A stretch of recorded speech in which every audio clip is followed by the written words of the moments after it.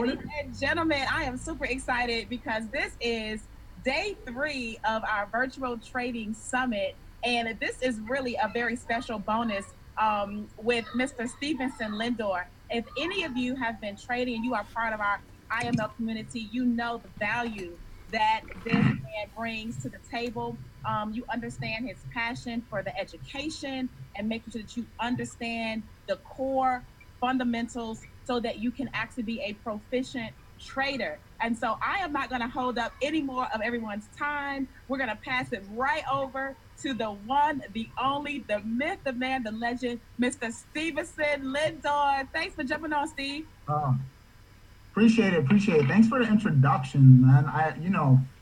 When people tell me, myth, legend, and I'm like, I'm not dead yet. Um, I'm alive. Well, I appreciate the compliments. I think everybody can get to that status.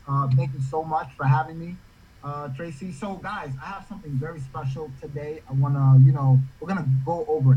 As you know, you guys have probably been trading. Some of you guys are brand new. Some of you've been trading for the last several months, going on a year, and you're going through a journey of trading, and you're realizing a number of things that, hey, you know what? This requires a lot more patience. This requires a lot more understanding of how the market moves. It doesn't just go up and down. It doesn't just drop all the way to your take profit. There's so much that factors into trading. Like literally, you could have a 3 month summit just strictly on trading, and after that 3 months summit, you still wouldn't understand it in its entirety. So today, what I wanted to go over is something very special, which a lot of people don't really cover, and it's actually entry points, right?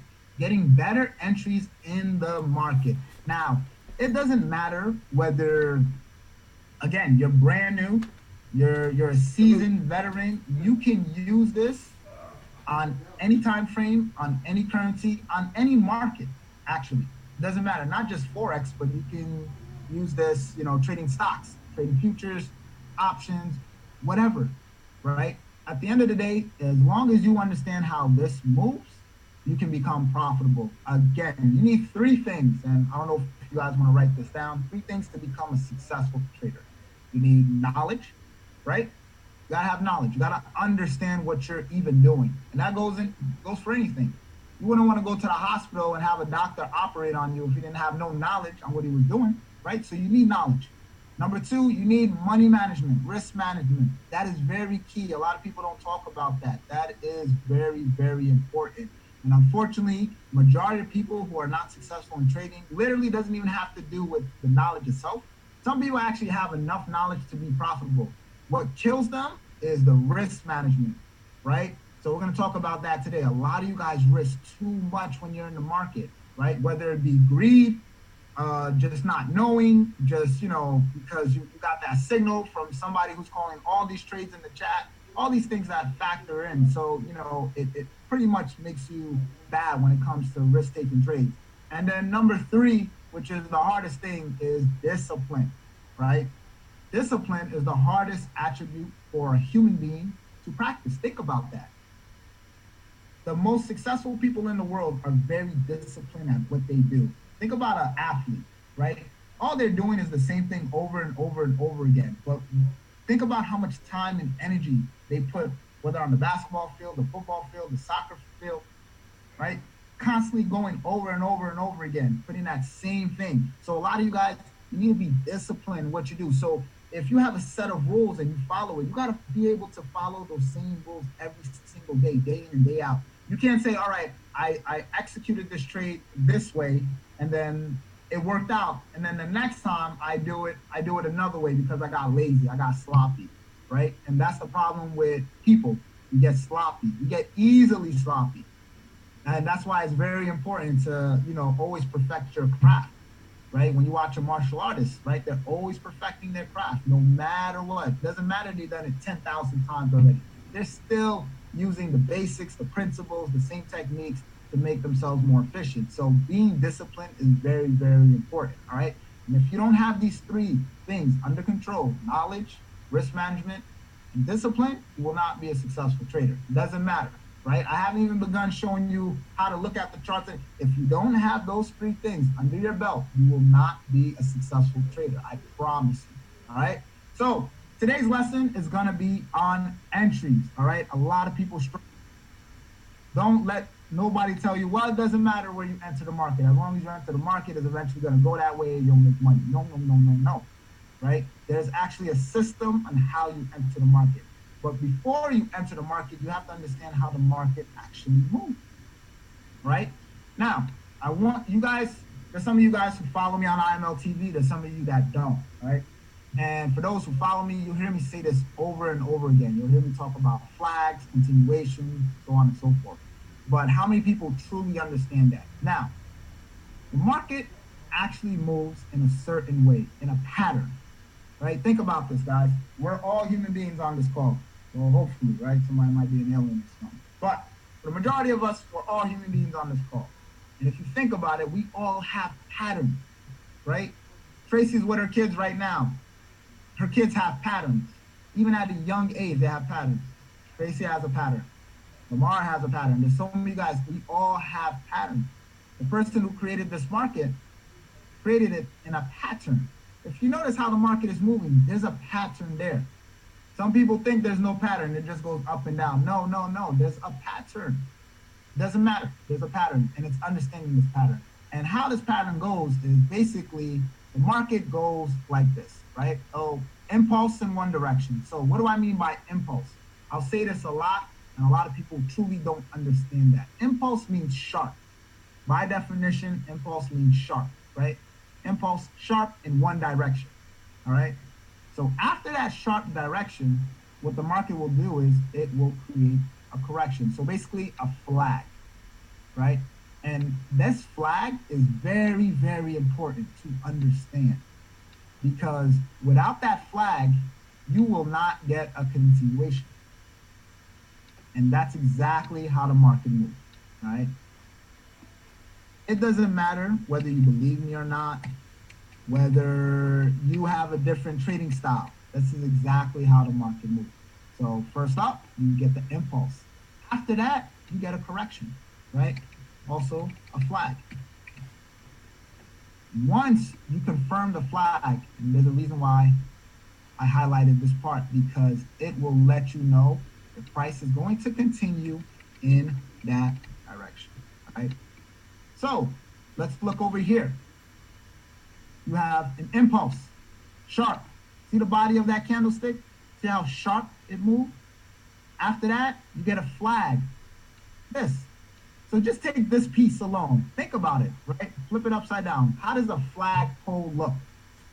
Right? You got the pole. Think of a flagpole. You got a pole, and then you got the flag. So this is your pole, that is your flag. After the flag, you get continuation.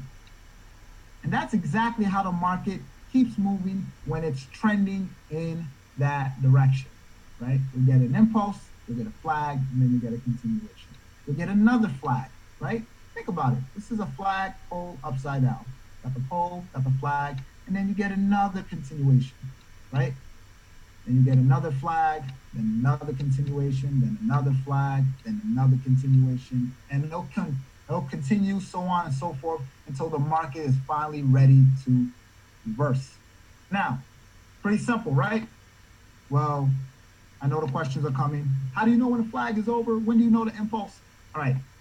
Now, impulse, remember, sharp. When I say sharp, strong candlesticks like this. Notice every impulse down, it was a strong bearish, or if we're going on an uptrend, notice bullish candlesticks. See the size of these candlesticks? That's impulse. All right? That's impulse. This is not impulsive, right? Little baby candlesticks are not impulsive. Something like that, that is not impulsive. And it's important to understand that. All right? Very, very important to understand that. Now, one thing you should always do when entering the market, and this is something that I always do, and you guys who watch me on IML TV, you always see me use this, you should draw a trend line.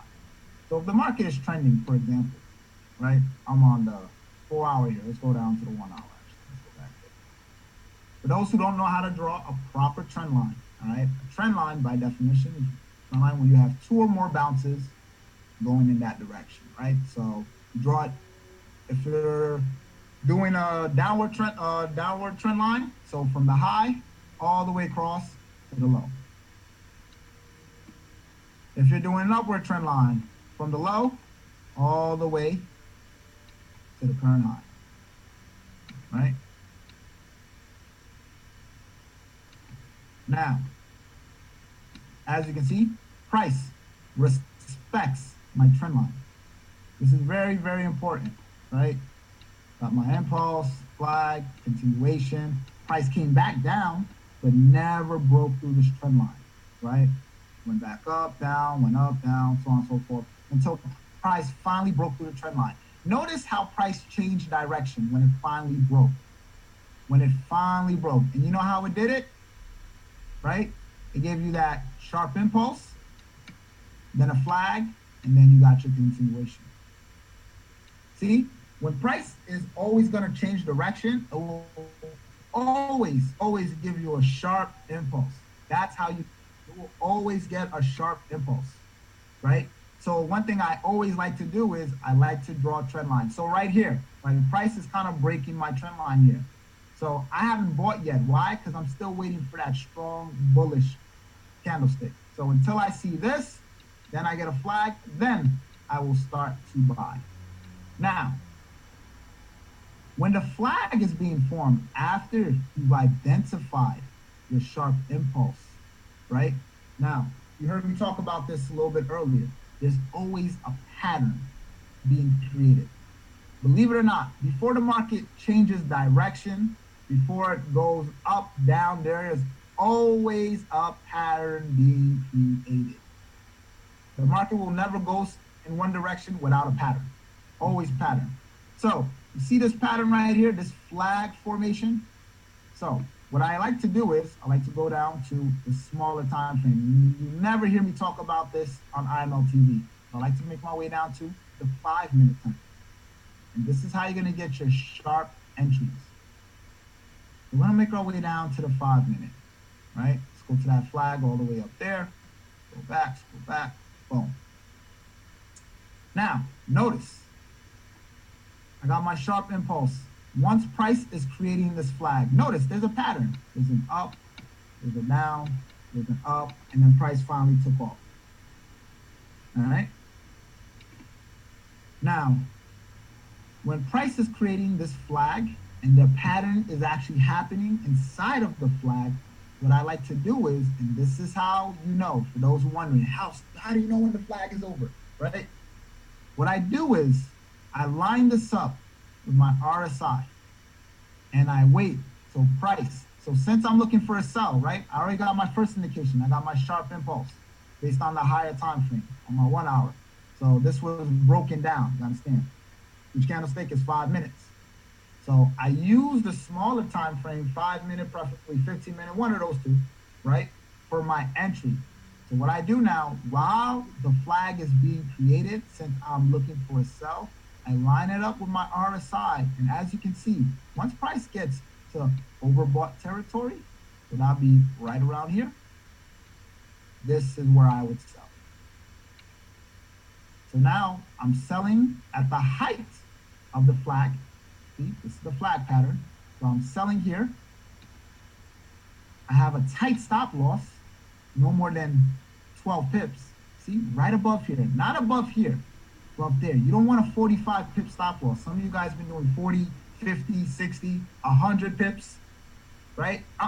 After today, you should not be having those big stop losses. Your stop losses should not go above max about 20 pips. About 20 pips. And as you get better with this, you'll learn to keep it down. So as you can see, I don't want my stop loss no more bigger than here, right? So that's about 14 pips. That's a tight stop loss. And look at this drop, just right here, over 70 pips. So you see the risk to reward? I'm risking 14 pips. Everybody on this call can risk 14 pips. That's easy. 14 pips is nothing. And then your reward is about 70 pips. And this is just off the breakout of this flag. Remember, after the breakout, you're expecting this to drop even more. So as you can see, when price dropped all the way to the floor, you gained about 124 pips, right? You gained 124 pips. So you risked no more than 14 pips, and your reward was about 120 pips, right? You want to keep the risk very, very small. And you can literally do this on any time frame, right? And we're going to go over a bunch of pairs because I really want you guys to understand this when you're trading, all right? There is always a pattern created before the market moves. So a lot of pairs that moved this week were odd pairs. So let's look at an odd pair for example. All odd pairs move. And it's so funny, right? Anybody who on my session, you know I hate trading odd pairs. Why? Because they're slow. Yet last week they all moved crazy, right? Every single one. So here's odd USD. So check this out. So I'm gonna draw a simple trend line. Overall, this is on a downtrend, right? So let's draw this trend line here.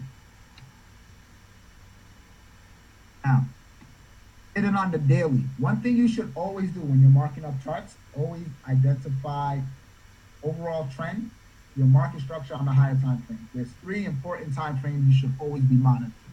That's the daily, that's the weekly, that's the monthly. That's your overall understanding of where the market is going to go, right? You want the bigger outlook, no matter what. Even if you're scalping, you always want the bigger outlook. You know why? So there's no surprises. You always understand how far price can go, up or down, sideways, whatever the case may be. Always look at the higher time frame, right? A lot of people, they get lost trading on the smaller time frame, and then when the market reverses or constantly goes up or down, they're just lost. You don't want to be lost. You never want to be lost. Even if it's okay, like I'll lose a trade, but I understand why, and I understand where's the next target. It's one thing to lose a trade, you understand why, then to lose a trade, you have no idea why you lost. That means you're gambling, you're not trading, right? And as you guys can see, what I just taught you, a simple lesson. You have your impulse, you got your flag, you got your continuation. You got another flag, you got another continuation. And another flag, look at that impulse, then look at this flag, and then look at the break, right? And then you got another flag. This is exactly what the market does all day, right? Let me break this down to the 1 hour. So look at this. This is a bigger flag on the daily. Remember, every time frame is going to produce its own flag.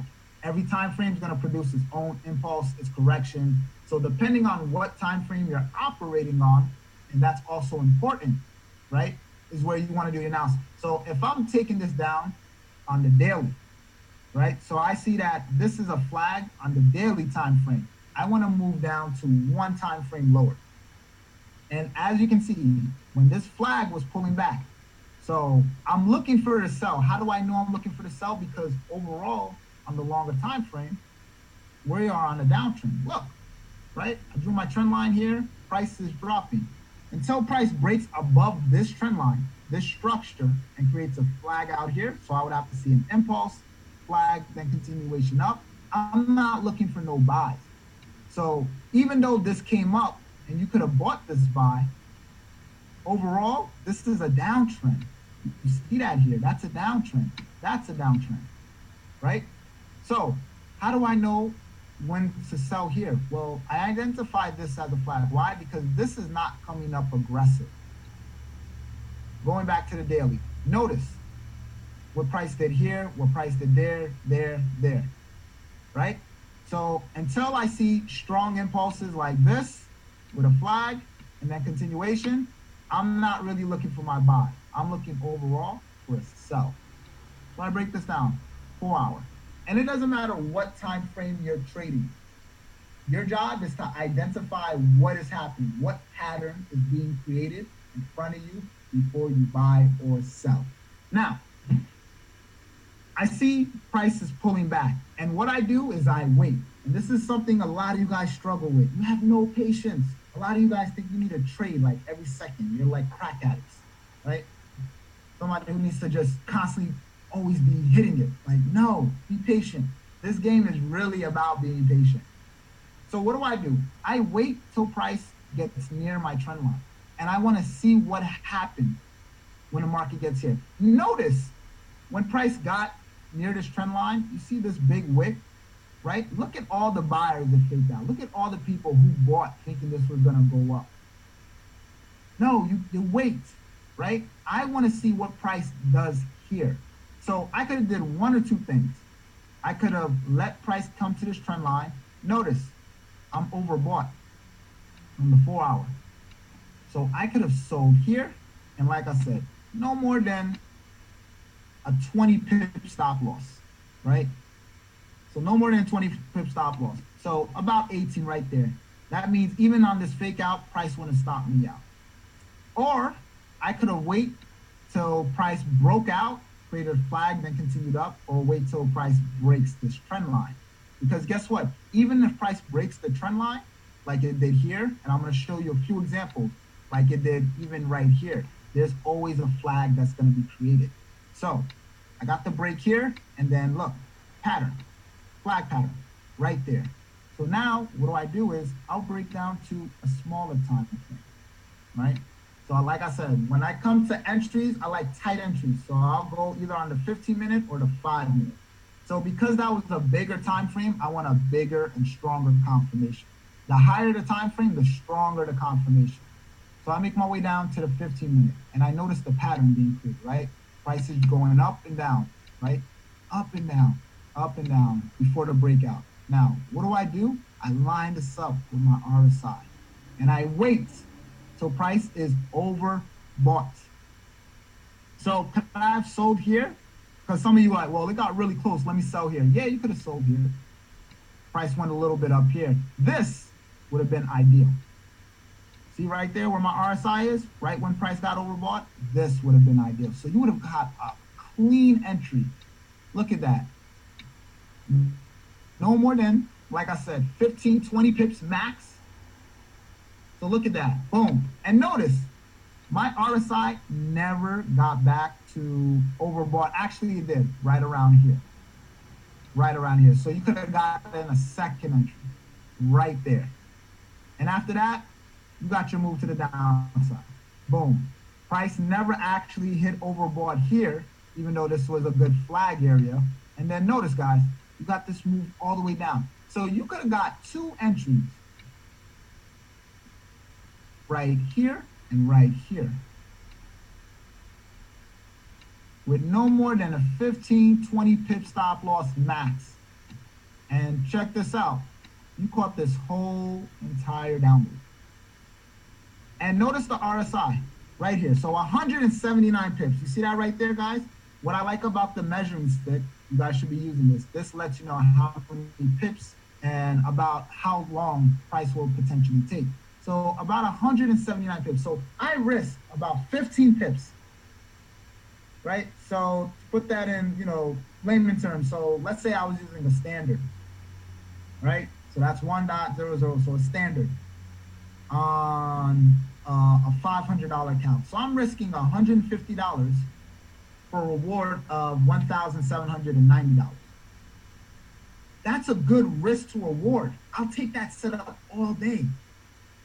And notice, price never came back to the overbought territory. Notice how it just dropped and dropped and dropped and dropped and dropped. Price didn't get back to the oversold territory until here.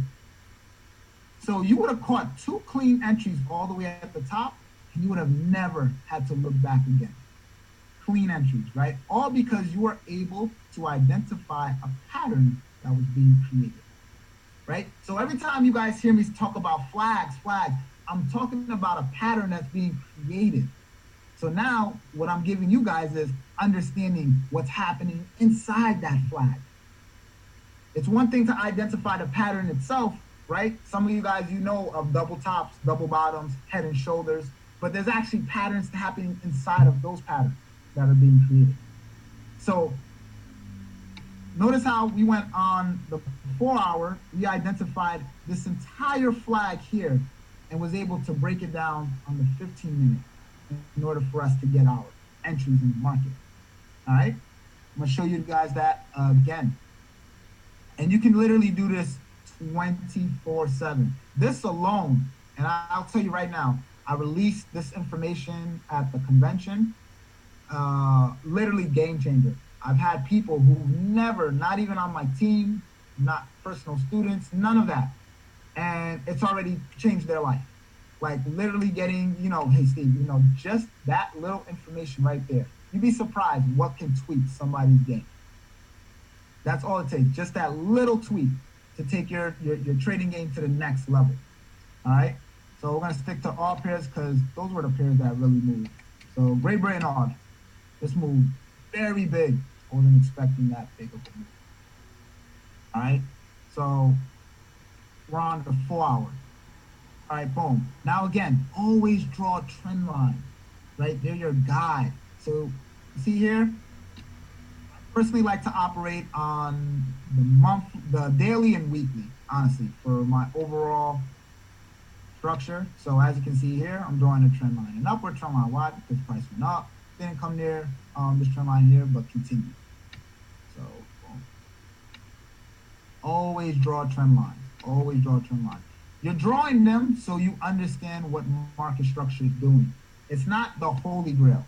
Some people think trend lines are the holy grail or Fibonacci is the holy grail. Nothing is the holy grail. They're just a tool. If I gave you a calculator to use, right? I gave two people a calculator to use on this webinar right now. One person has great knowledge in math. The other person is a complete idiot when it comes to math. Who do you think the calculator is going to benefit? The person that understands math the greatest.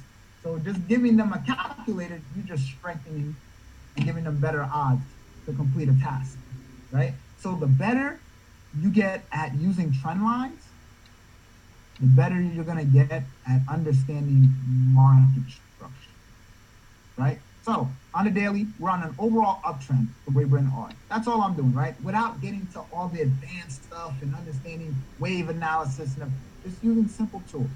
So I noticed price bounced up, right? Price was leaning towards this trend line here, and then it completely reversed, right? So now, once we got the breakout here, right? How do we know? Now remember, on the daily, this just looks like one big uptrend. But remember, even inside of these big candlesticks, like this right here, there's flags happening on the smaller time frame. So price broke out. So perfect, right? Every time price breaks out of a trend line, so price sort of broke out here. But notice, there was no flag formation created outside of the trend line to continue down. There was no flag formation here that was created outside of that trend line to continue down, right? Flag formations confirm continuation of the trend. So now I go down to my 15-minute time frame. Aha! What do I have? I have a flag formation, right? I have my flag formation. So I have my breakout, and then I get my pullback. What a lot of people like to call them is retests, right? So I get there, boom. So I see the flag happening on the 15-minute time frame. Go back down, perfect. And notice, when price gets there, I line it up, literally. All you're doing is lining it up with, right here, with your RSI. But once price pulled back here, and I saw this oversold, I can look for my buy setup, right? And anybody who took this trade, I'm not gonna lie, I wasn't expecting this big of uptrend. I mean, you made some good money. You made some very good money. And these are the two time frames I love watching for flags on: the 15-minute and the 5-minute. Now remember, there's flags that happen even on the 1 hour. So for example, this was a flag right here, right? This was a 1 hour flag, right? So again, if I wanted to take a sell on this, notice I sell once price gets overbought. So this is where I'm selling, right?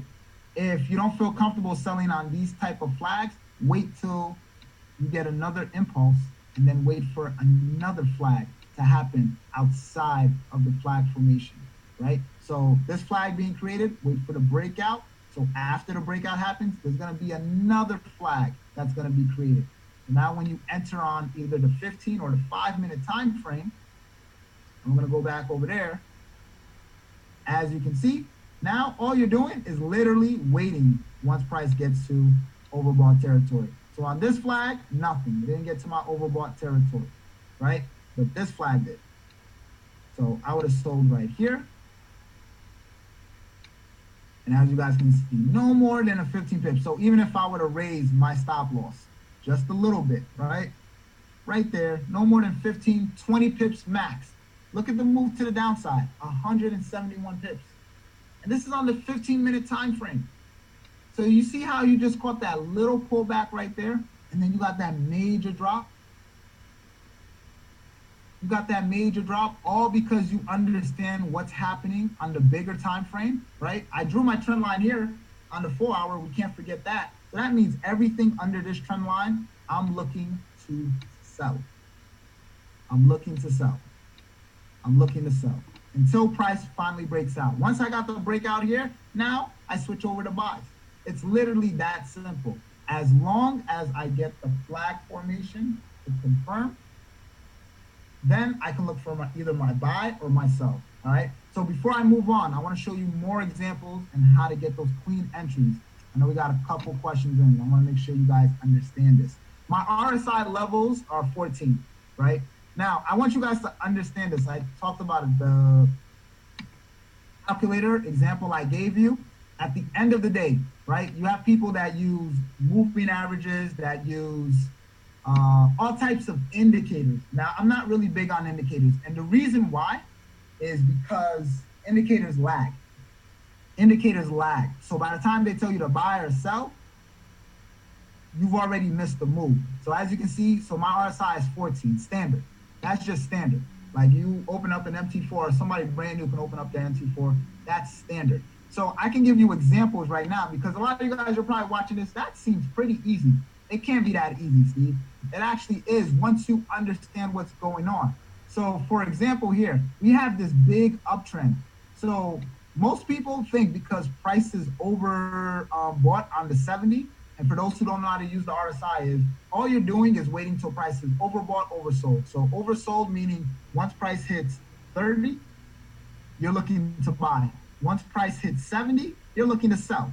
Look at what happened when price hit 70 right here. You would have sold right here, you would have sold right here, you would have sold right there, and you would have blown your account. So just because price got to overbought or oversold territory doesn't mean you buy and sell. Some of you guys have probably already learned that by now, right? Like, hey, RSIs or stochastics, or they don't work. Because every time it tells me to sell or buy, I do it, and then it doesn't work. You haven't identified a pattern forming before you entered the trade. You see, these indicators only work as long as you use it in conjunction with a strategy that you already have in place. So if you don't have a strategy in place, you're not identifying a pattern, then of course it's not going to work. So right now, am I looking to sell? No, I don't see no pattern showing me that a reversal is coming. So I'm not selling, even though my RSI says overbought.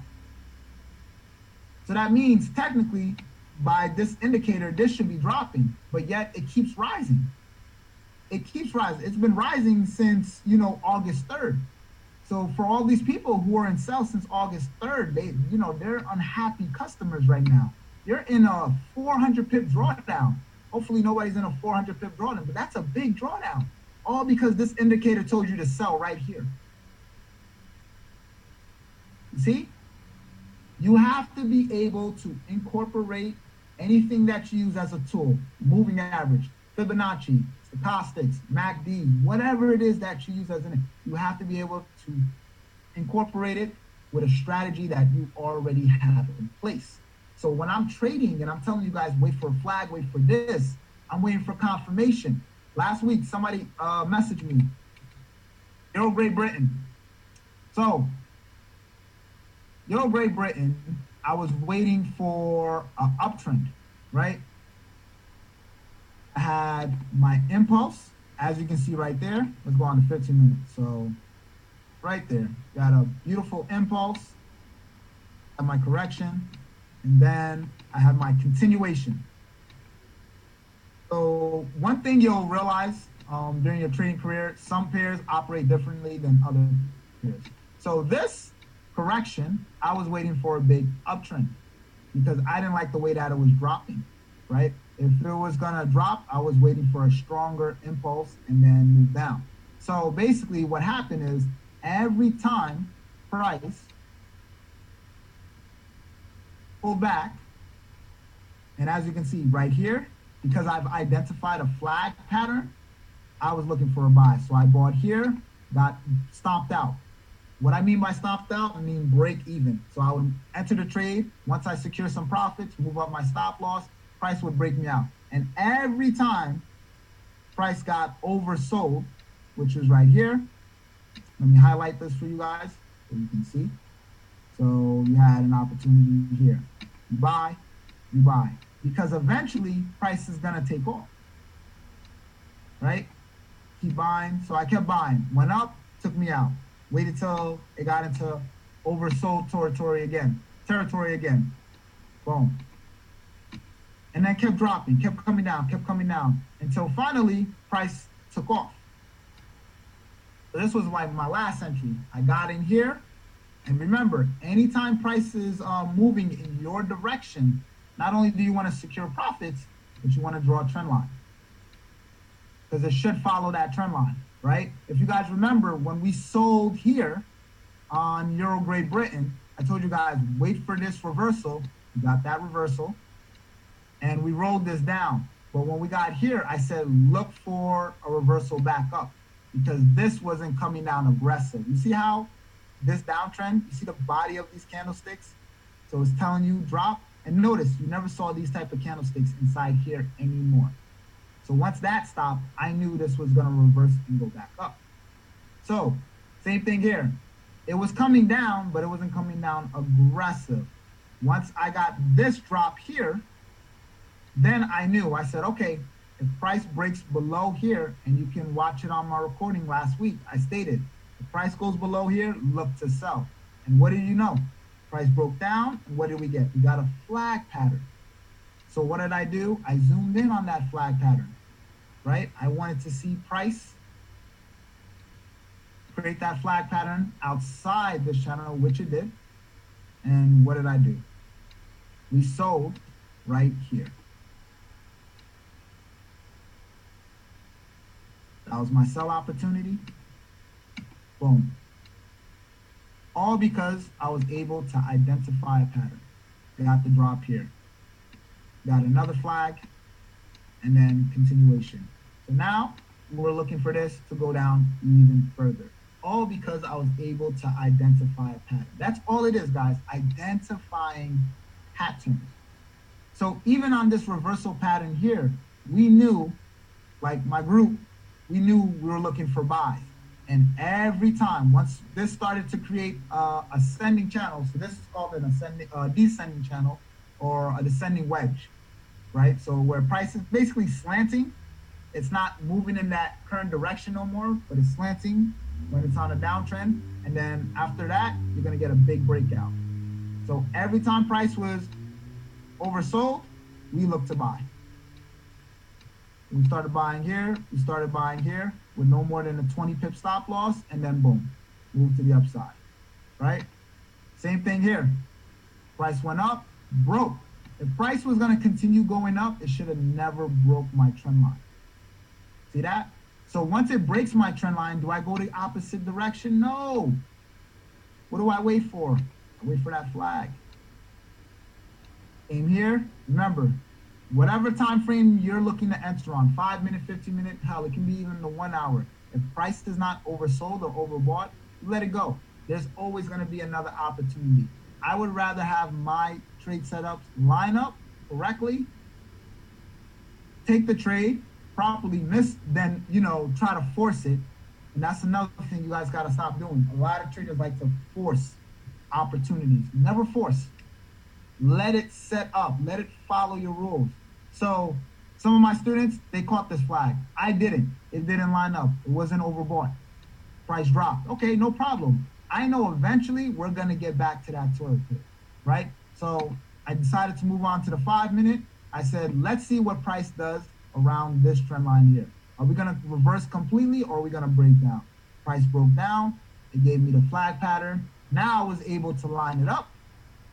So I was able to enter here. And before the market closed, I got a nice drop, right? Again, I didn't risk no more than about up 12 pips, and I caught a nice 68 pip move to the downside. So you see how I keep risk very, very small?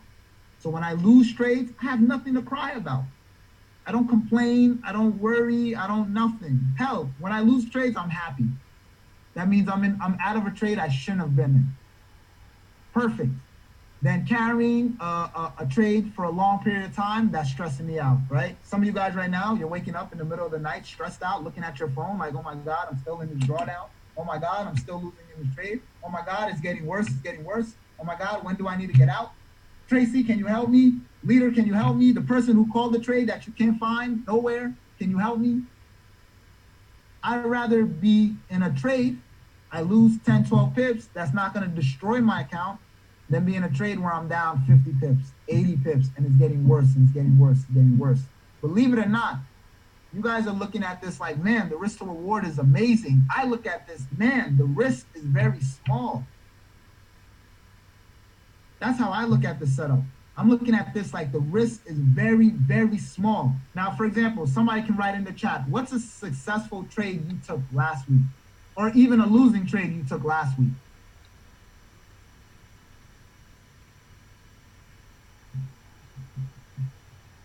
GA.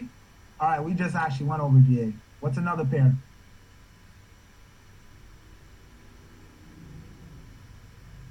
UJ and EuroCAD. All right, UJ and EuroCAD. Were you on the receiving end or the bad end of that? And we'll go over both.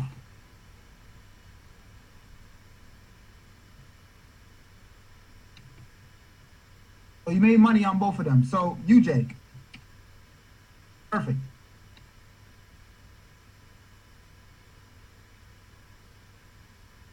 So UJ here.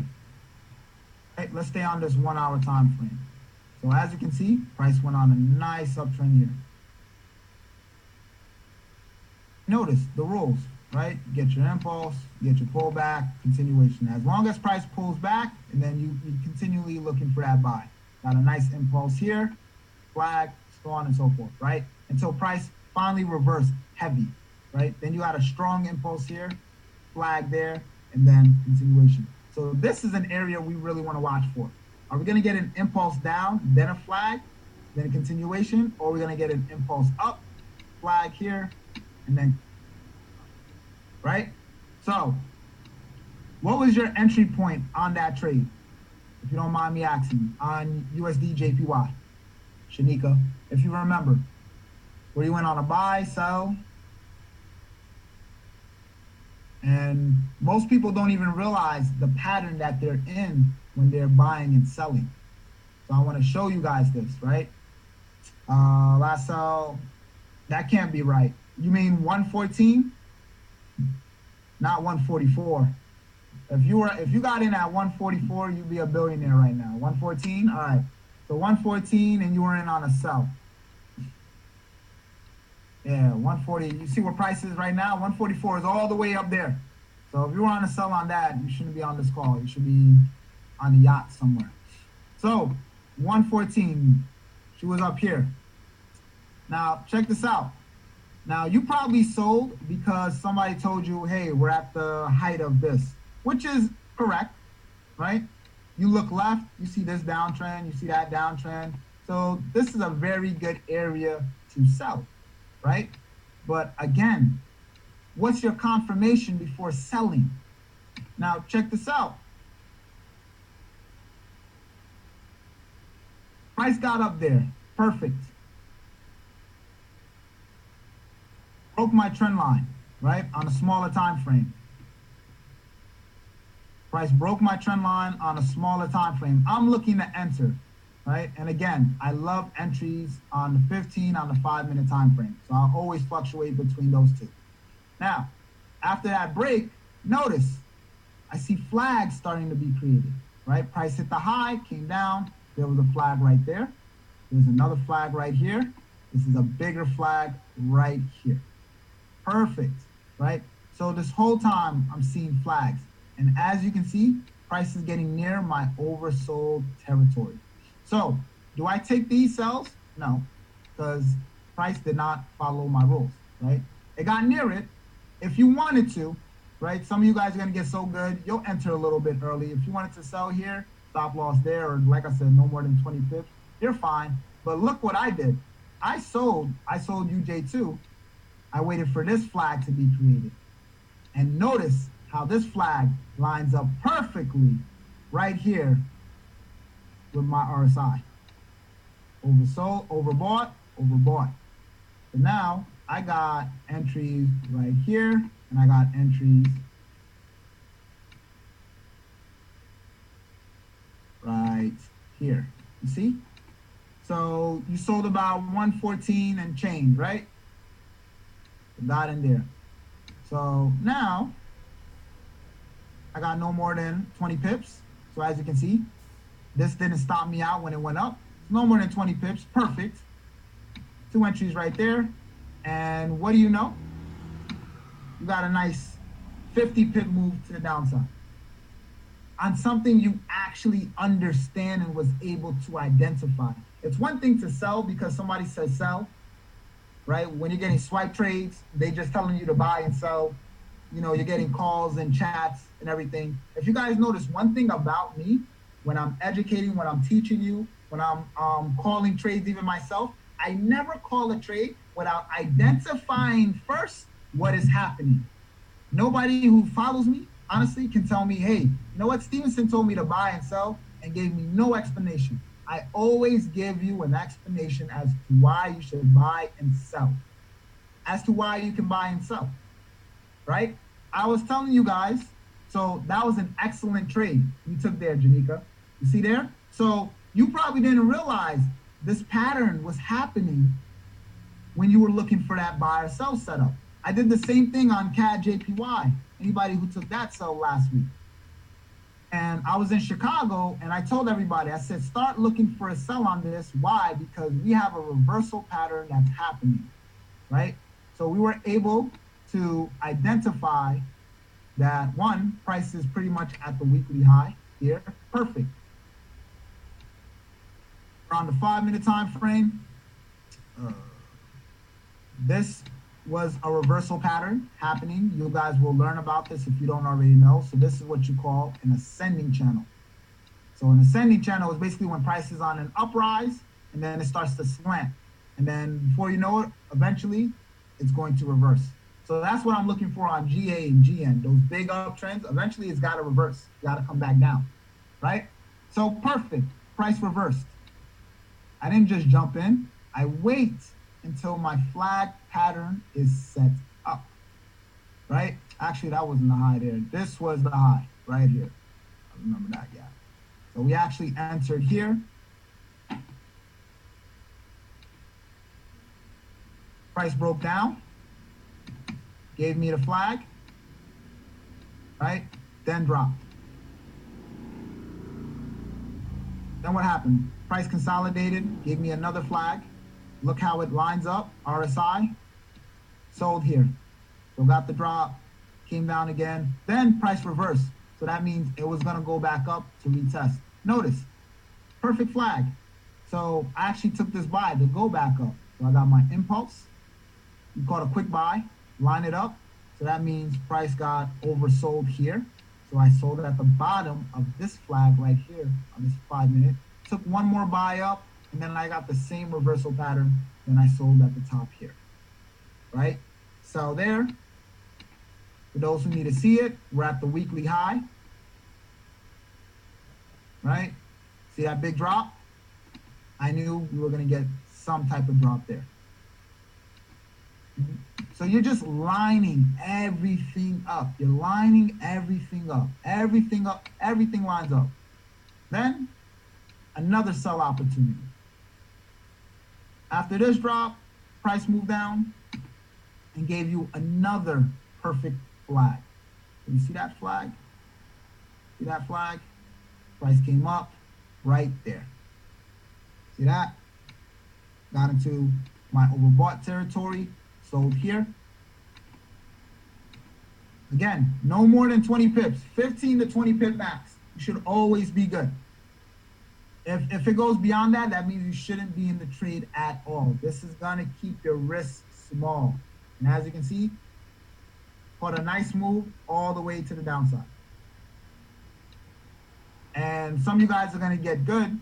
You're gonna realize, hey, this is another flag that's happening right here, right? Notice the pattern, guys. Watch the patterns. If you notice when flags are being created, right? Look how this slants up. Look how this slants up. They're all the same thing. Look how this slanted up. Flags, flags all day. Look how the flags are coming. So when this flag was created, look at how you line it up with your RSI, right there. Again, no more than a 20 pip stop loss. In this case, stop loss no more than 13 pips here and about 60 pips. You're telling me I'm risking 13 pips for 60 pips? I'll take that all day. Matter of fact, I'll put my mortgage on the line. Hell yeah, why not? I'm not, even if I lose, I'm losing such a small chunk. I'm not even losing 10% of my account with that type of loss. I'm not even losing 10% of my account with that type of loss. 13 pips, that's nothing. And with a 60 pip gain, that's gonna practically double your account every single time. And all you have to do is identify a pattern. Identify a pattern, line it up with your indicator, and execute the trade. That's literally it. And you'll repeat this repetition over and over and over. Again, what you have to do is, you guys have to get in the mindset is understanding these setups, right? I know I was informed by somebody, you guys been doing, training with like Orrin Wright, so on and so forth. So you're not even realizing when you're looking even for your supply and demand, those type of setups, patterns are actually happening. Patterns are actually happening. You see, this CAD JPY was in a supply zone. So you guys learned about this. This right here is a supply zone. This is a supply zone. This whole area is a supply zone. And you didn't even realize, some of you guys didn't even realize there was patterns happening even inside the supply zone. You got to think about it. Supply zones can be very big, right? So how supply zones work is you want to buy and sell the moment price enters that zone. But I'm not entering in an 80 pip supply zone. I'm not, you just telling me like I might potentially be in an 80 pip drawdown. No,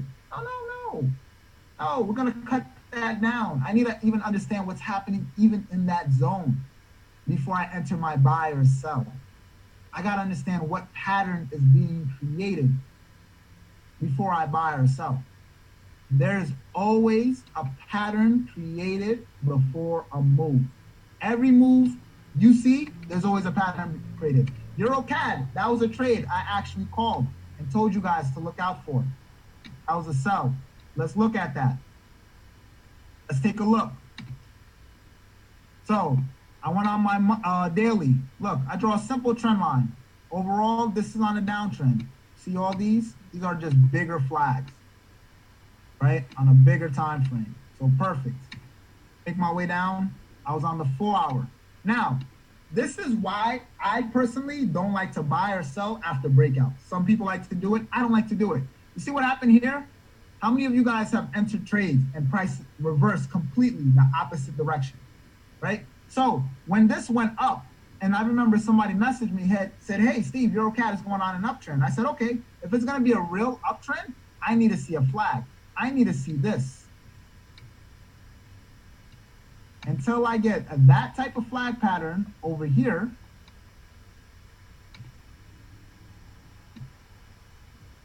until I get that type of flag pattern over here, I'm not looking to buy. What did price do? Came right back down. And it came down aggressive, right? So I had my flag pattern right up here.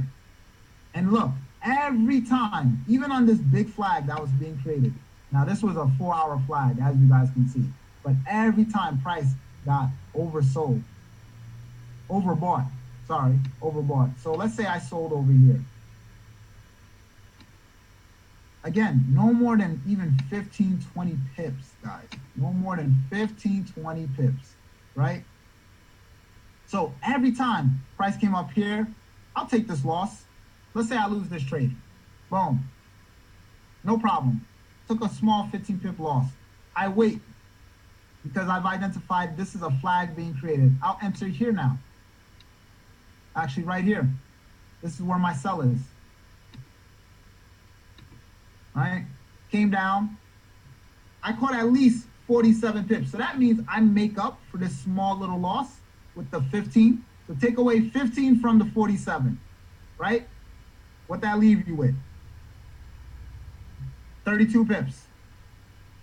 So I gain 32 pips. I make up for my 15 pip loss. Now I'm in profit of 32 pips, right? Or I move up my stop loss. Let's say this came back up again. Notice every time price comes back up at the top. So that means I'm selling every time. Why? I've already identified this pattern. This is a flag pattern. So that means every chance I'm getting to sell, I'm going to sell. So sometimes you guys hear me, hey, Steve, why do you keep looking for a buy? Why do you keep looking for a sell? Because I know eventually when it drops, it's going to drop. So I sell again. And what happens? Price comes up. So by then, I move up my stop loss. One or two things.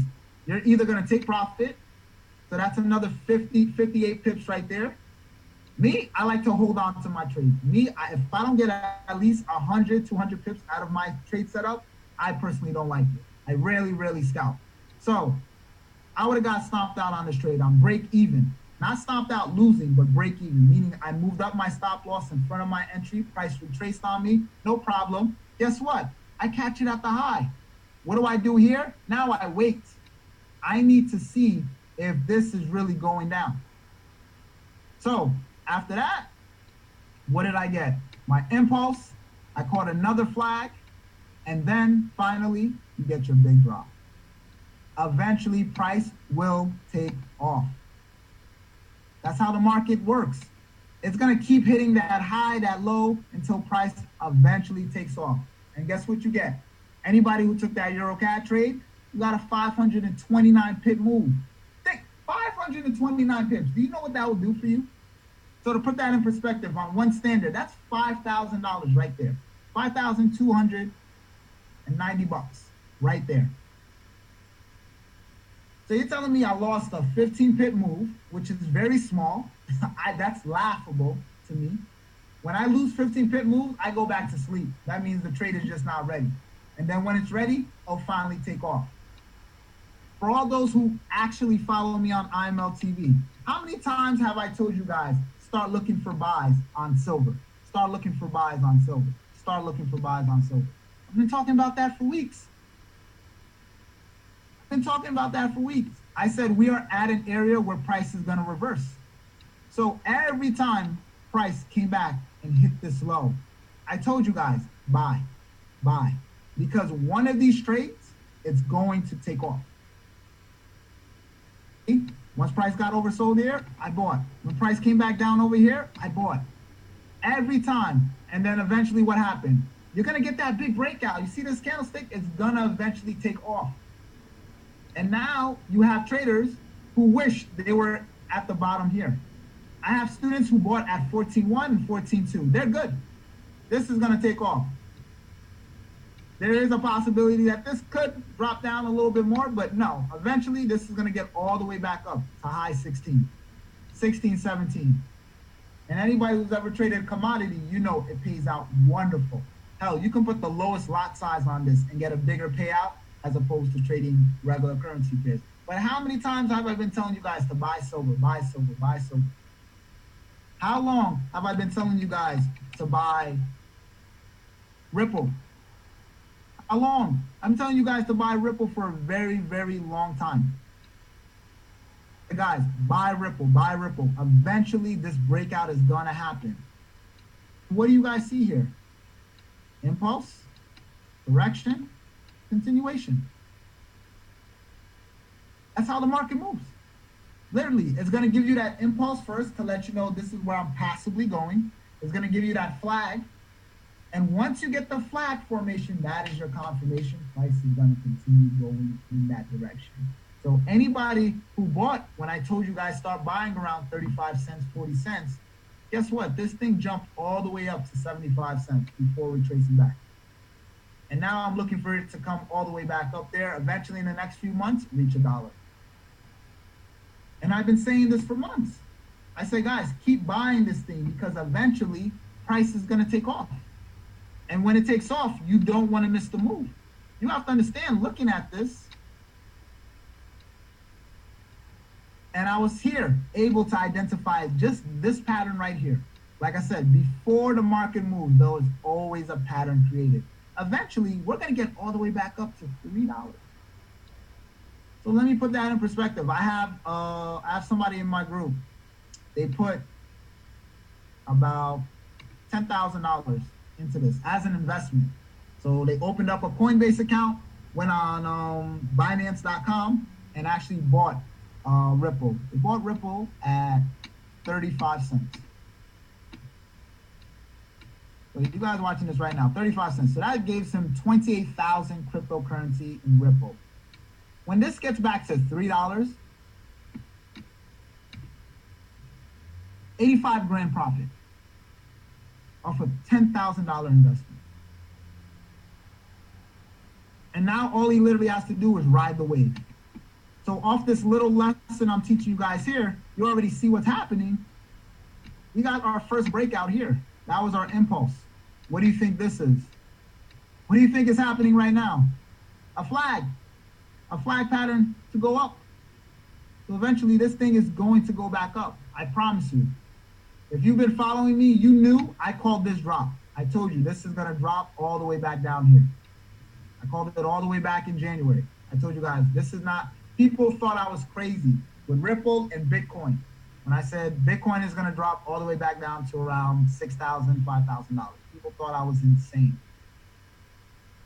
Look what happened. Patterns work. If you understand the pattern, it will play out. Most of you guys, you've been watching patterns play out your entire trading career.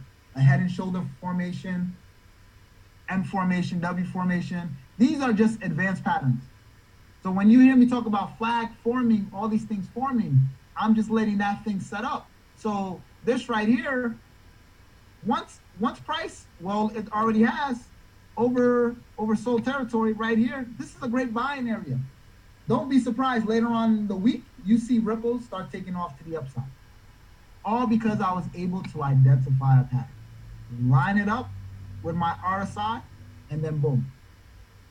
Now, the second thing I want to share with you guys, since we went over entries. So, rules for entering the market, remember, you want to first mark up your chart, right? Then you want to make your way down to a smaller time frame. Now, once you identify a pattern, so in this case scenario, once you got your impulse, then your correction, all you're doing is, and honestly, you can do this on any time frame because they all do it, right? But for those tight entries, you want to mostly trade on the 15-minute, 5-minute, right? Some of you guys are going to get good. You'll even trade on the 1 minute. I have some students who do that, right? If you want to stick on the 1 hour, that's perfectly fine. Like I said, whatever, they work on all time frames, right? The only thing is, flag patterns on a 4 hour is a longer wait than a 15-minute, than a 5-minute. 15-minute, 5-minute, that happens pretty quick. So you'll go on the 15, 5-minute, and now all you're doing is, once you identify the pattern that's being created, so in this case scenario, we got a big 4-hour flag. All you're doing is lining it up with your RSI. Once price gets oversold, overbought, and then you look for your buy. And then you have no bigger than a 15, 20. That's literally the rule. Some of you guys are going to get it down to even lower, right? Some of you guys are going to have, I don't even need bigger than a 10 pip stop loss, which is great. The lower the risk, the better. Even when you lose the trade, you're not losing much. Some of you guys, you'll open a brand new account today of $1,000. You'll lose all of it within less than 24 hours. That's insane. That $1,000 should be able to last you for the next 6 months to a year, even on the losing end.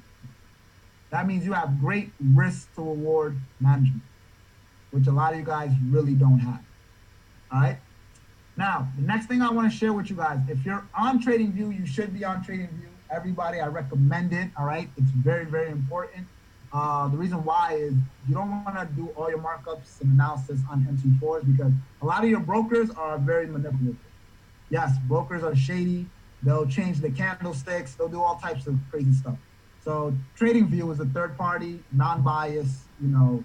You're whatever they're telling you, that's pretty much the move. All right.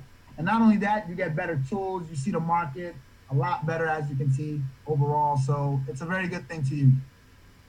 So right here at the top right, you see where it says select layout. You see my cursor right here, this box, select layout. And you want to do is split your screen. Now, I'm going to show you a little trick. So, like I said, all odd pairs last week had a very big move. So I'm going to go to Australian dollar, right? So as you can see, odd weakened big time, right? That means the odd dollar weakened. Not just the US dollar gotten strong, but odd currency was just weak last week. Now, right here, you can look at just like the DXY. So for those who don't know what the DXY is, that's the dollar currency. So that's the US dollar currency. You can look at, whether the US currency is going to get strong or not. You can do that with every other currency. A lot of people don't know that. You can do that with every other currency. So how do you do that is you'll put in that currency. So like odd. And then what you'll do is you'll put WCU, which is the World Currency Unit. See that? And this is basically your measuring stick. So notice, you see that? So that means if the Australian dollar is getting weak, there's no way for odd USD to rise. That means I'm looking to sell. So same thing here. This flag on the odd currency unit, world unit, if I was able to identify this flag here, and I'll go down to even the 1 hour time frame, break that down, 15-minute, right? Same analysis, same rules apply. I'm looking to sell at the height, right there, right? Now this is stuff nobody really talks about. A lot of people don't even know about this right here, right? There's some of you guys just seeing this for the very, very first time. You even know you can do this, right? So this is the Australian currency. So if I know the Australian currency is about to get really, really weak, guess what? When I'm trading anything against odd, I just go the opposite direction. So for those who are in Great Britain odd, you had a fantastic week last week. Look at that big uptrend.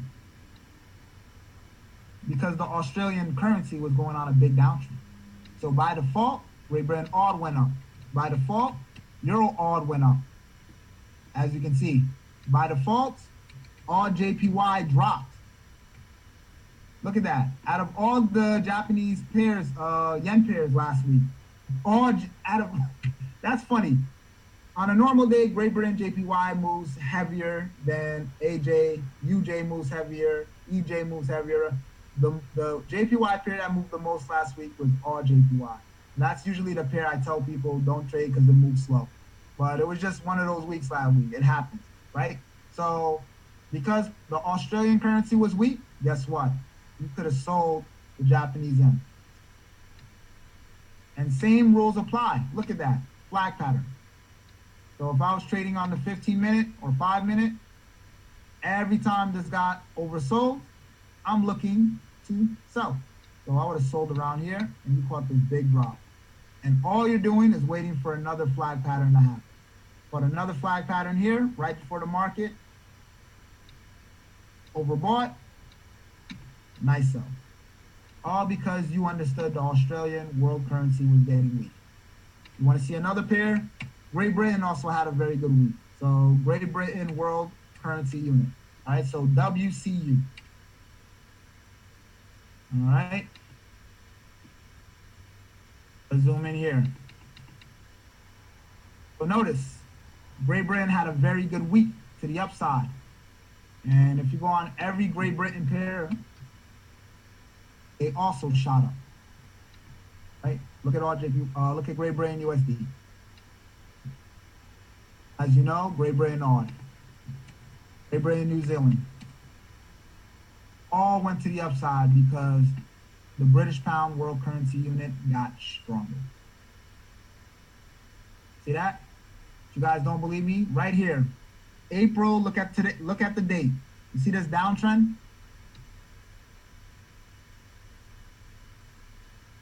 That downtrend that happened in April, basically April, May, right around here. So April, April 16. Let's go to April 16 on Great Britain USD.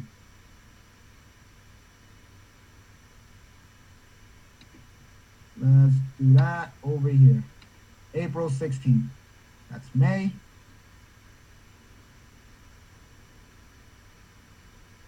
April.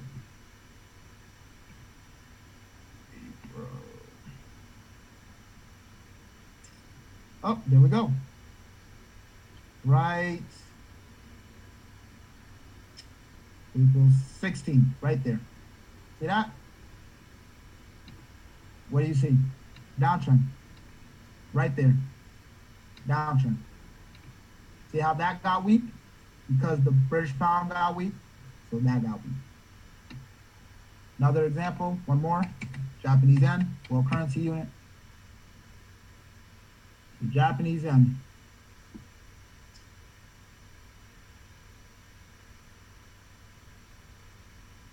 So Japanese yen since September, it's been on a downtrend. And notice, you can go on any Japanese pair. So let's look at UJ, right? A lot of people trade UJ. USD, JPY.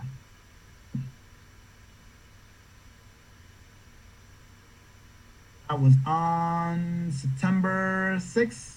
The downtrend started to begin. Notice how September 6th, USD JPY goes on a nice big uptrend. All because the Japanese yen, this currency got weak. Right? Let's look at EJ. Right? September 6th, right there. EJ goes on a big uptrend. All because the Japanese yen got weak. Go to GJ. Number 6, GJ goes on a big uptrend, all because the Japanese currency got weak. Right? So this is a great way to use in correlation with your analysis, just like I would do with the DXY. Because if you know where the US dollar is going, guess what? You can understand where most majors are going, like GU, like gold, like silver. So in order for my analysis to strengthen here, so basically I got Great Britain pound, we just looked at it, Great Britain pound going on a bigger uptrend. So Great Britain pound going on a bigger uptrend. So it's pretty much gonna reach that top there. And then I got Japanese yen, you know, pretty much going on a much bigger downtrend, right? Got that going on a much bigger downtrend. So overall, looking at this, EJ, I would think this is going to continue going up. Maybe pull back, something like this, and take off. All right? So guys, I just wanted to hop on, show you guys a few things, all right? I wanted to most importantly show you how to get better entries in the market. You got to understand, you're not going to understand Forex in its entirety on one seminar, on one weekend, on one session. This is literally a process, as you can see. Like some of you guys, this was probably information overload, right? It's literally a process. Like most people don't even believe me when I'm still even a student of the game. I'm still learning things that I didn't even know before, right? It's all part of your growth. The more and more you get deeper into Forex, the better. But what you want to do is you want to find a style, you want to master it, right? Just like you can learn how to box, you can learn how to do taekwondo, you can learn how to do jujitsu, all that stuff, right? It's all forms of martial arts. Doesn't mean one style is better than the other. It's most importantly aligning it up with your style of trading. So there's some of you guys, you're a scalper. You can't stay in a trade more than 5 minutes. So you need to be in and out. That's perfect. Learn how to identify that. Some of you guys are swing traders. You can swing trade like I can, right? You just need to understand when to take swing trading positions. So you need to focus more on that. Trading is such a personal journey. And like I said, it's going to reveal so much about yourself that you didn't even know. So like I said, if you're not a patient person, you're going to find out trading. If you're emotional when it comes to money, trust me, you're going to find out when it comes to trading. If you think you're a disciplined person, oh, trust me, put that, you're going to find out when it comes to trading. All those personal demons that you deal with is going to reveal itself when you trade.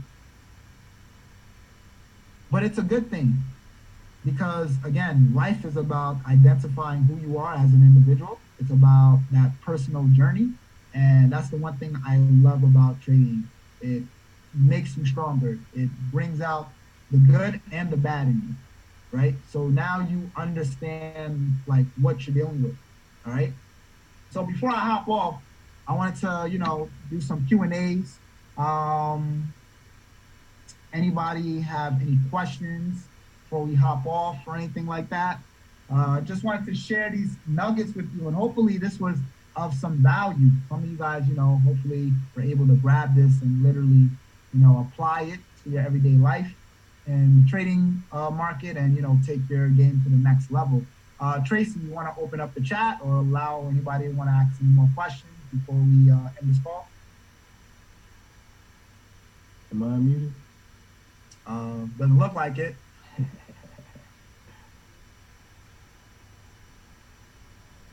So you can.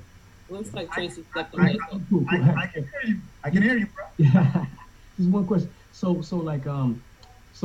my biggest thing is like taking a second position because like right now it's like I do a little bit, but I'm kind of iffy. You know what I'm saying? Like if I'm in profit, I'll let it ride. I'll move my stop loss in the profit. But taking a second position, I'm like, nah. So when do you? I'm saying when do you decide to take a second position? Same thing. Like I need confirmation. So for me, again, I'm not buying. So like on this setup right here, I'm not buying until I get these little flags, right? Okay. That's confirmation. So when I'm looking to enter, everything has to line up. So like I said here, so I had a flag here, so I would have bought here.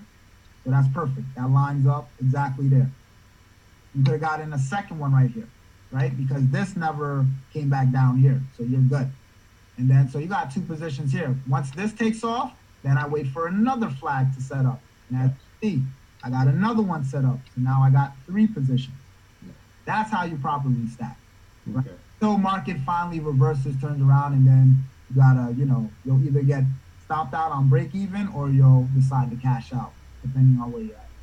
Okay. That's Thanks. how I stack my trades. I don't just put 100 orders in the same entries like so many people do, right? Yeah.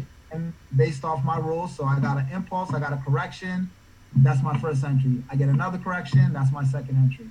And I get a third flag, that's my third entry, and so on and so forth, right? Thanks. Sometimes you might not get all those opportunities. Like when EuroCAD dropped 500 pips, it dropped actually aggressive. It didn't give you a lot of opportunities to get in for flags, as you can see. It kind of dropped.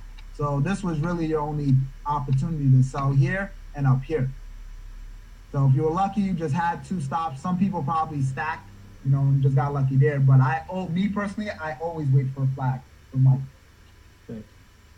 I Okay. know, I know you're seeing GN this week. I'm just stuck on that because I missed that move, and I'm just stuck on that, man. Oh yeah, nah, like and that's why I don't like news, for example, because there was like no news last week, but yet like all took off. Great Britain took off, so that's the market. But I wouldn't look for buys. Like definitely, this is dangerous territory because That's what I'm thinking. you're pretty much at an area where market is about to reverse. So you see here on the weekly overall, this is gonna come back down Right. because this is your structure. That's your impulse. Yep. price reversed, setting that for that uptrend. Now we're in a territory where price can reverse at any time. So if you look for any buy, you better be in and out because when this drops, it's gonna drop aggressive. Okay. Thanks. Yes, sir.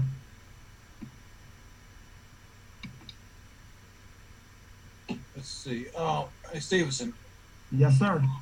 are there any pairs that actually have like, I guess you would say more prominent flags in which you identify better with? No, they all like right here. You know, they all do the same thing. They all will formulate that pattern. It's your ability to identify that pattern, Gotcha. your understanding of that pattern. But there's not like, oh, GN creates a better flag than GA. Like no, Gotcha. they all create flags similar. You know, some of them will be a little choppy or extend or come back. Like this was a deep flag, but if you guys actually remember this was a flag that I called. Right, this kept pulling back, pulling back. This was a while ago, but I kept looking for this buy, and that's the thing. See, every time price got oversold, I was buying, and then it came back down, and I was buying, and then it came back down. But eventually, it's gonna take off. And that's what happened. It took off. So that's the thing. Some people will get impatient because the price doesn't move right away, but that's what the market does. It wants you to get impatient, get out of your position, and then it takes off. So I remember when I called this trade, I was looking for it to go up around here, and then reverse. I did not plan it to go all the way. This actually beat my expectations. But that's a good thing because now I can look forward to this big drop. Awesome. Thank you. Yes, sir. Anybody else?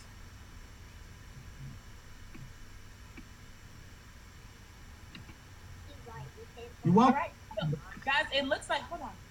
It looks like listen, I was moving all around. I'm gonna have to watch the recording to really get the gist of everything because I got these two kids over here. But um, just the last couple of hours that we have been on, just from what I've been looking at, I learned so much. I didn't even know anything about the World Currency Unit. Never heard of that before in my life. Never knew, Stevenson. You gave a little secret. Never knew that even with your flags, you're leveraging that RSI. Like, okay, I see you now, Steve. That's how you use an indicator. That's how you probably use an indicator. I see you. I see you. I see you now, Steve. So, um, all right. So, guys, I am. Oh, Steve, stop sharing for just a second. Let me make Oh sure yeah. everybody is good. Did everybody get great value from this special session with IML Master Stevenson Lindor? Yes. Yes. Yes, Tracy. Tracy, one quick question. He said no, RSI. Nobody knows what that means, what that is. Oh, it's a relative strength indicator. Okay. What are your settings for your RSI? It's 14. Say that up. Say 30. what that acronym stand for again, please. Relative strength indicator. Thank. Yeah, when you go on TradingView, when it says indicators at top, you just put RSI. That's what pops up. And you're using 30 and 70? Yeah, it's standard. That's what it's automatic. Like it's actually gonna have it set for you. Like 70, 30, you're gonna have like little dots. Like let me just share again real quick. Tracy. So right there, like so I'll delete this. So there's no like special thing I do or anything like that. So you'll go to indicators. You'll just go RSI. So you see relative strength, and as you can see right there, so it automatically sets it up for you. So basically, what you're doing is looking to sell when price is overbought on 70, and you're looking to buy when price is oversold. That's it. Right? And like I was showing you guys before, you don't just buy and sell because it tells you to buy and sell. You want to identify a pattern first, or else you're going to be in big trouble. All right. Well, Steve, first, let me just say thank you so much. I can see you're still in your hotel. You're still traveling around. You definitely looked out for our family on this weekend. I truly appreciate you. You know that from day one, day one. And I've made a vow that I want to be, in a position to help more people succeed from IML, right? I don't need to be an educator. I don't want to be on IML TV. I love being able to learn from you guys and leverage you guys as a builder to help go get more people to understand. That's what I like to do, but I do want to know what the hell I'm doing too. Okay. Of course, All that's right. very good. That's Okay. important. That's important. So, guys, I hope you enjoyed the Virtual Trading Summit. I hope that you utilize this information. Please make sure you get on Steve's IML TV sessions. Okay. Sunday, that's Sunday nights and Tuesdays. Sundays at 10. Sundays at 9. Sorry, Eastern Standard Time. Tuesdays at 10 p.m. And definitely get in Pip Talk. Definitely get in Pip Talk because that's where I moved everything from Telegram because I had a big following. Everybody was upset about the Telegram, but I had to shut that down. We're now all on Pip Talk. You guys need the link? Some of you guys probably need that. Let me get that for you. So you guys can follow all analysis because I'm going to be actually doing special webinars even on Pip Talk. So you guys want to be a part of that as well.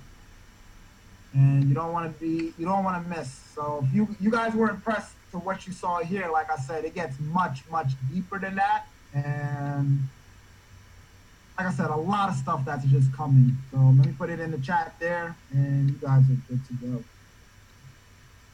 I still can't log in to Pip Talk, but I think it's pretty much what you said, Stevenson. They're just working it out. Yeah, they're just working it out. Just keep all that stuff. It's gonna get there. Just make sure new back office. Listen, I hadn't seen Pip Talk honestly in like a week. If I may, and I'm the director. You know what I mean? Wait, you're the director of Pip Talk? I hadn't seen Pip Talk in a week. I'm the director, right? So they're working everything out. They told me we'll be all right. Derek, my quick background. All right, so quick background. I don't know. Do we have time for that, Tracy? I didn't know if you had somewhere to go. All right, so my quick background. This is funny. So I went to. Actually, I used to play ball. I went to school to go play ball.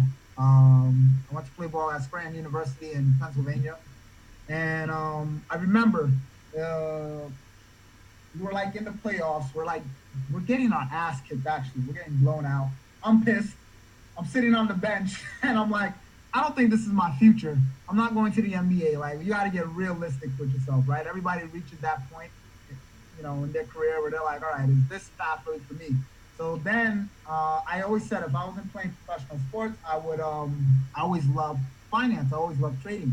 Like my favorite movie of all time was like Wall Street. Like I remember the first time my dad played that for me, I fell in love. So I said, I want to do that. So I went to school, Baruch College out in New York. And what's funny, I graduated at the worst possible time in the United States, which was in 2008. So I ended up working for Bear Stearns, the investment firm. Some of you guys who are older, you probably remember that investment firm. It was right up there with like Goldman Sachs and Morgan Stanley. And the thing was, I ended up working for them literally 90 days before they went insolvent. So during that 90-day period, though, I was working at Bear Stearns. You're proud. That's like if you go to Harvard and you tell your family, hey, I go to Harvard. You're pretty proud. You're going to walk with a chip. Or even now, if you work for a big investor, you walk with a chip.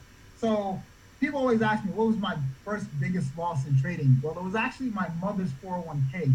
So I told my mom at the time to put her entire 401k, which was about $120,000. Her life savings, mind you, my family background, I didn't come from a rich family. They came from a third world country, Haiti, everything. And so she put the whole $120,000 based off of my recommendation in Bear Stearns. In 90 days, all of that was gone. So, mind you, she was a little pissed, as you can imagine. She was a little pissed, and I was like, damn. So I lost my job. I lost my mom's entire 401k. I ended up working for another firm called Calvary Investments. I ended up paying my mom back. But during my time at Calvary, that's when I fell upon currency trading, which was Forex. And actually, Forex was actually popular back in the 90s. But believe it or not, they were, the United States pretty much shut it down. That's why, if you notice, most people's brokers are overseas, not in the U.S. Because U.S. brokers, they want you to put up a large amount of capital before you start trading. So I didn't really know that. And I found out because a lot of people in the 90s were making a lot of money from Forex, but what they were doing, they were taking their investments out of these investment firms. And investment firms on Wall Street, they didn't like that. So they started heavily regulating the currency market. So that's why a lot of people don't know about Forex up until about now. So once I found out about Forex trading, I was like, wow, this is a lot easier. I can build up my capital a lot better. So I got into currency trading then. I remember I started off with about 20 grand, lost all of that. I traded again about $10,000. I built it up, lost all of that.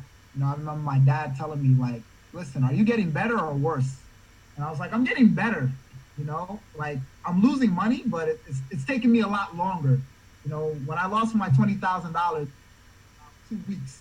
When I lost the $10,000, it took 3 weeks. So I said I'm getting better, and I started getting some mentorship, and then I realized, all right, I'm getting my groove.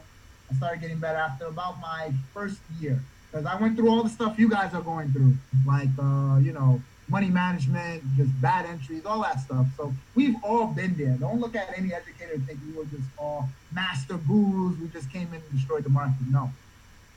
So I got good. I got good. Around 2016, I actually ended up having another big meltdown, and it was around Brexit. And anybody who remembers Brexit, UK about to leave the Union, and I thought it wasn't going to happen. I remember I was in Florida at the time. I was up around $80,000 in profit, but I didn't have no stop losses on my trade. So I'm in Miami. I'm enjoying a good time. I'm having fun, and I woke up to about $160,000 hole, all because of Brexit. And this is all in one night. And I was like, God damn. So all the stuff you guys hear me now when I talk about flag, flag, flag, I didn't realize there was a flag pattern happening at the time when I took this trade. So that's when I discovered flag patterns. And that's why I tell you guys it's so important to understand these patterns that are happening in the market. And they will cost you a lot of money. So once I figured that out, and then, after a few reconstructing, my business partner, Garrett Roberts, for a lot of you guys who don't know, Garrett Roberts is the guy who basically found this company. He brought me on board. He was like, yo, Steve, I want you to be an educator. This is something that you really want to do. This is my first network marketing company. I've never done network marketing prior to this. The reason being, not that I don't like people. I don't like putting people in positions where they're going to lose. Like, I'm a great salesman. I can sell anything, but I know the average person sucks at selling. So I couldn't, the lotion, potion, travel, all that stuff, I couldn't do it because I said, that's not duplicatable. So when I came to this platform, and me, Garrett, and Christopher Terry, we got on a webinar. We were on a call for about 7 hours. I really had to grill this guy. I said, listen, I'm not putting my name on this if I do not, believe in you, the system, and everything. So once we figured out, all right, this is the path to go. I like the products, the services. We can really turn this into $1 billion company. That's when we said yes. And basically ever since then, we've been on a roll. That's how all you guys ended up here. And as you can see, what I love about IML is we're always evolving, right? We're not perfect. I'm not here to tell you we're perfect. We're the greatest or anything like that. But we do evolve. We do get better. We set the standard. And most importantly, we're always looking to improve. So with all of that, as you can see, no matter what, IMO will continue to grow. And most importantly, my goal is to educate as many people as possible. I love seeing people win. I have hundreds of people who come up to me and, people that I don't even know, literally, oh, because of you, I took $2,000 to $30,000 to $50,000. I'm retired. I don't work at my job no more. Like, that's my goal. So to help as many people as possible, become financially free and independent, is absolutely amazing. So that's it. That's still my journey. That's how I got to IML. That's where my trading background comes from. So for all you guys, I lost $1,000. Trust me, I know how you feel. But yeah, I've seen worse, as you heard. Seen much, much worse. It's a part of the game, and when you love something, no matter what, no loss can ever hurt you or put you down. It just helps you grow, evolve, and become a better individual. So People are like, how do you have such a big following and all these things? Because I've actually been through it. I've gone through it. When as I just shown you, I'm not showing you stuff that's just made up, right? Some of you guys have been on trading sessions or you watch certain people. In theory, it sounds good, but like I talked about earlier, can we execute? How can we execute? So it's about the execution. And once you get the execution down, it all comes together. And literally, you become a walking ATM, and then you don't need nobody. Like Tracy said, she likes building and all that stuff. Like that's great. But when you can make 20, 30, $40,000 on your own, you don't have to talk to your dog, your stepsister, you don't gotta convince your uncle, nobody to join your business, that's just great. Now you don't have to compromise yourself. You don't have to give up on your principles, your values. You don't have to feel like you're selling your soul in order to make a buck. You can, because the skill set that you learned and you were able to master, just like you did anything else. You learn how to ride a bicycle, you learn how to cook, all those things you were able to put to use. Now you can do it for yourself. And most importantly, now you can pass that along. So some of you guys have kids. So now you can really provide generational wealth. Generational wealth is passing on knowledge and information that's going to make sure that wealth gets continued on. That's exactly what the rich and wealthy do. I've worked with them for a number of years. That's all they do. They're just passing along information. So if you're in a position right now, for anybody who's on this call, and you're struggling and you're wondering how you're going to take care of your kids, learn a skill set that's not only going to change your life, but the life of your kids. That's how you change your community. That's how you uplift them. Those e-learning centers learning the same history over and over again is not going to do nothing. That's not going to uplift your community. That's not going to get you out of your 9 to 5 job. It's just not. That's just the reality of it. But learning what the 1% of the world know and applying it and then passing it on to the next generation, that's what's going to uplift you. That's what's going to take you to the next level. Like I got a nephew right now, he's already learning Forex. Like it's a part of his curriculum. He learns Forex. I don't have him playing cartoons and games on his phone, on his apps. Like he has credit repair apps. So at already 8 years old, he knows how to fix credit. I already got him trading Forex. I already got him doing all those things. So now by the time he reaches 15, 18 years old, he's already he knows how to create income for himself. He already understands the game. This is how you pass on wealth. You can't leave it up to other people and expect your school system while you're at work. Oh, the school system's teaching my kids. It's not going to get it done. You're going to keep falling into the same cycle, which we are already in, and it's going to keep continuing and continuing. So, my goal is to educate, inform, and make sure that you guys are enriched with knowledge that actually you can apply and better yourself. Make sense, everybody? We understand that? Absolutely. And Steve, thank you for sharing that the insight, because I know that all of us have lost money, right? I mean, Oh yeah. coming into IML, and people like, oh my God, I lost $300. Like, oh my God, right? And then when you really hear a story like, listen, I lost my mom's 401k, Yeah. and like, all right. Right?